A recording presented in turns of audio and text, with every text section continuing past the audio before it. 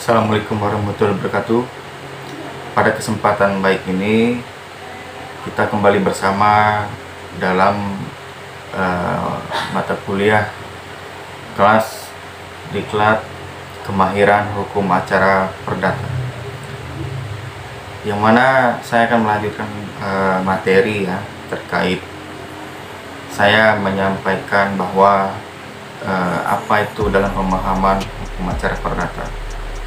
Jadi pada dasarnya kita mempelajari ilmu hukum itu lebih dikenal dengan hukum di sini dapat dibedakan menjadi hukum material dan hukum formal, seperti apa yang saya sampaikan pada pertemuan sebelumnya, bahwa di sini hukum acara perdata di sini merupakan hukum acara formil, yang mana pada dasarnya berfungsi mempertahankan dan menegakkan hukum perdata material melalui pengadilan apabila terjadi pelanggaran terhadap hukum perdata material atau terjadi sengketa. Nah, di sini bahkan hukum acara perdata juga mengatur bagaimana tata cara memperoleh hak dan kepastian hukum manakala tidak terjadi sengketa melalui pengajuan permohonan ke pengadilan. Namun demikian, secara umum hukum acara perdata mengatur proses penyelesaian perkara perdata melalui hakim di pengadilan dalam hal penyelesaian ataupun secara penyusunan gugatan, bisa pengajuan gugatan, bisa juga pemeriksaan gugatan, bisa juga sampai pada putusan pengadilan, kemudian disertai dengan eksekusi ataupun pelaksanaan putusan pengadilan. Nah, di sini dalam tataran praktik dikatakan hukum itu sebagai acaranya perdata mengatur bagaimana sengketa dalam lapangan keperdataan ataupun kita sebut diselesaikan secara jalur litigasi. Kemudian bisa juga hal ini diselesaikan secara jalur non litigasi. Oleh karenanya lebih jauh dalam hukum acara perdata ini mesti harus menyiapkan tata cara untuk memperoleh kepastian hukum dalam keadaan tidak bersengketa atau mencegah terjadinya sengketa di kemudian hari. Nah, oleh karenanya saya mengutip dari beberapa ahli dalam definisi hukum acara perdata. Saya pertama pendapat Sudikno Murtokusumo, bahwa beliau mendefinisikan hukum acara perdata itu sebagai peraturan hukum yang mengatur bagaimana caranya menjamin ditaatinya hukum perdata material dengan perantara hakim. Nah, lalu yang kedua, menurut Wuryono Projodikoro, beliau mendefinisikan bahwa hukum acara perdata sebagai rangkaian peraturan yang memuat cara bagaimana orang yang harus bertindak terhadap dan di muka pengadilan, dan cara bagaimana pengadilan itu harus bertindak untuk melaksanakan peraturan hukum perdata. Lalu menurut Abdul Qadir Muhammad menyatakan bahwa secara singkat bahwa hukum acara perdata itu sebagai peraturan hukum yang mengatur proses penyelesaian perkara perdata melalui pengadilan. Nah, sejak itu diajukan gugatan sampai dengan pelaksanaan putusan pengadilan. Nah, pendapat daripada Retno Wulan dan Iskandar di sini saya mendefinisikan hukum acara perdata ini sebagai semua kaidah hukum yang menentukan dan mengatur cara bagaimana melaksanakan hak-hak dan kewajiban-kewajiban perdata sebagaimana yang diatur dalam hukum perdata material.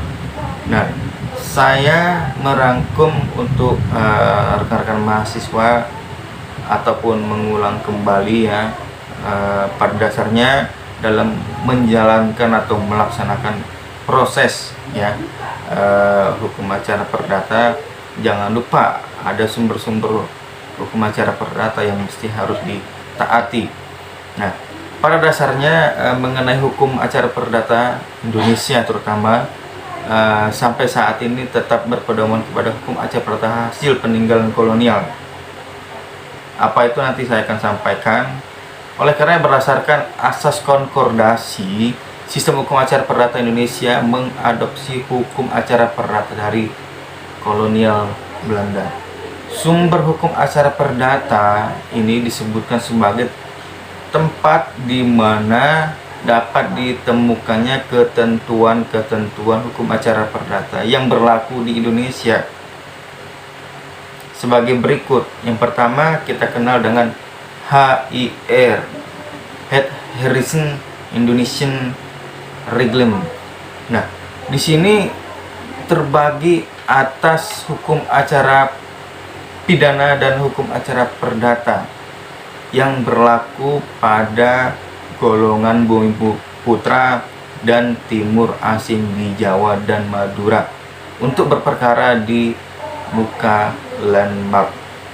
Nah, di sini ketentuan bagaimana bagian acara pidana ada diatur dalam pasal 1 sampai pasal 114 dan pasal 246 sampai dengan pasal 371.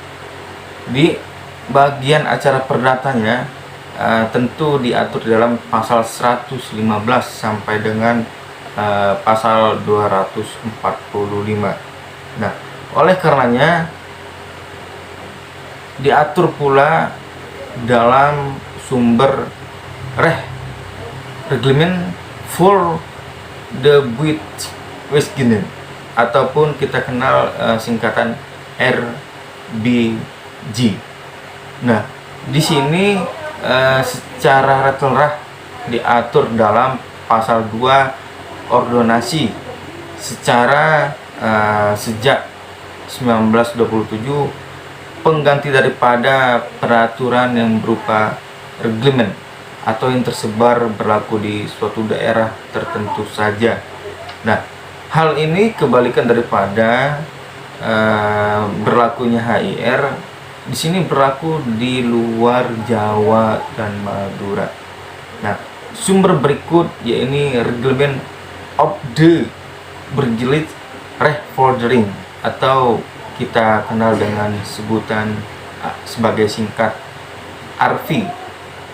Nah, di sini yang sebagai reglemen yang berisi ketentuan-ketentuan hukum acara perdata yang khusus golongan Eropa dan yang dipersamakan dengan mereka yang berperkara di muka Raad van Justice dan Residency Germany.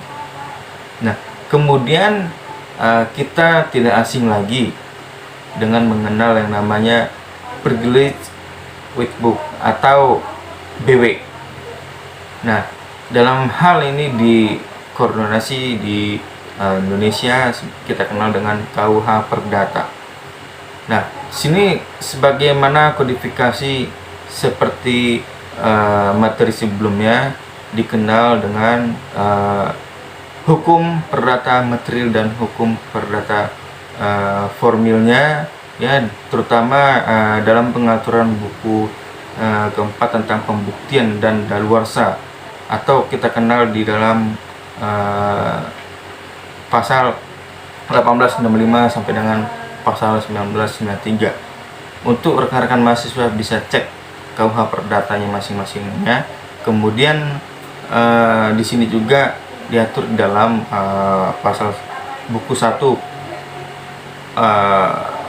tentang tempat tinggal ataupun domisili sejak pasal 17 sampai dengan pasal 25. Kemudian diatur dalam buku 2 dan buku 3. Nah, lalu kita kenal dengan yang namanya Wetboek van Koppelheden ataupun WVK ataupun hukum dagang. Hukum dagang juga sama hal dengan hukum perdata, termasuk dia hukum perdata material. Namun saja ada perbedaan ya yang ditentukan di dalam ketentuan hukum KUH perdata ataupun BW. Nah, adapun pendukung-pendukung lainnya misalkan Undang-Undang nomor 20 tahun 1947 tentang peradilan ulang di Jawa Madura, ataupun Undang-Undang darurat ya, penyelesaian pengadilan sipil dan sebagainya, itu diatur di luar daripada ketentuan KUH perdata atau HIR ataupun sumber-sumber kolonial yang mendukung daripada ketentuan peraturan atau mengatur daripada penyelesaian sengketa. Di sini ada pula jurisprudens ataupun putusan-putusan pengadilan yang memiliki kekuatan hukum tetap ataupun kita sebut dengan inkrah. Kemudian diatur pula perma atau peraturan Mahkamah Agung, ada SEMA sebagaimana instruksi dan surat edaran Mahkamah Agung, kemudian ada adat kebiasaan dan doktrin. Nah, di sini saya menyampaikan pula terhadap asas di dalam hukum acara perdata. Apa itu asas ya? Setelah kita mengenal daripada sumber penentuan hukum acara perdata, tentu asas hukum ini bagi undang-undang terutama tentang hukum acara perdata adalah Pancasila dan Undang-Undang Dasar 1945. Jadi daripada nilai-nilai di dalam Pancasila dan Undang-Undang Dasar, kemudian pada prinsipnya di sini telah diidentifikasikan ke dalam pasal 6 Undang-Undang nomor 12 tahun 2011 tentang pembentukan peraturan perundang-undangan. Nah, disinilah asas-asas tersebut, peraturan perundang-undangan itu dapat mengambil asas hukum lainnya sesuai dengan karakter subjek pengaturannya. Nah, oleh karenanya kita mengenal beberapa asas di dalam hukum perdata di Indonesia. Yang pertama, asas negara hukum Indonesia. Nah, di sini merupakan asas yang terpenting ya, karena ini merupakan roh daripada Undang-Undang Dasar 1945. Nah, karenanya menjadi salah satu asas penting ya di dalam tatanan negara dan peradilan. Nah, secara pembangunan nasional umumnya dan pembangunan hukum nasional khususnya ya, negara hukum mutlak dijadikan sebagai salah satu asas pembangunan. Nah, jadi secara korelasi erat dengan peradilan. Sebab salah satu unsur negara hukum Indonesia adalah ya di sini peradilan, sehingga baik secara teoritis maupun yuridis menjamin eksistensi peradilan yang menemukan landasan dasar ataupun fundamentalnya. Oleh karenanya kita menjadi alarm ya sebagai asas negara hukum Indonesia ini sebagai asas terpenting, jangan dilupakan. Oleh karenanya dalam kesempatan apapun ya, ini menjadi hal yang tidak bisa dihilangkan. Yang kedua, ada asas hakim itu bersifat menunggu. Secara bahasa Latin ini indeks ini predicat of officio. Jadi sebagai inisiatif ya, pengajuan gugatan berasal dari pihak yang berkepentingan. Jadi hakim pengadilan hanya menunggu diajukannya tuntutan hak oleh penggugat atau sebagai pihak yang dirugikan. Kemudian ada hakim bersifat pasif. Secara kepastian memang diatur di dalam pasal 4 ayat 2 Undang-Undang nomor 48 tahun 2009 tentang kekuasaan kehakiman. Jadi dalam pemeriksaannya perkara perdata bersifat pasif. Nah, di sini artinya ruang lingkup dan luas pokok sengketa diajukan untuk diperiksa pada asasnya ditentukan oleh para pihak yang berperkara, bukanlah hakim. Nah, di sini saya menyampaikan pula persidangan terbuka untuk umum. Oleh karenanya, sesuai dengan kepastian ya, sudah tertera pasal 13 ayat 1 Undang-Undang nomor 48 ya tahun 2009 tentang kekuasaan kehakiman. Jadi semua sidang pemeriksaan pengadilan harus terbuka untuk umum, terkecuali undang-undang itu menentukan.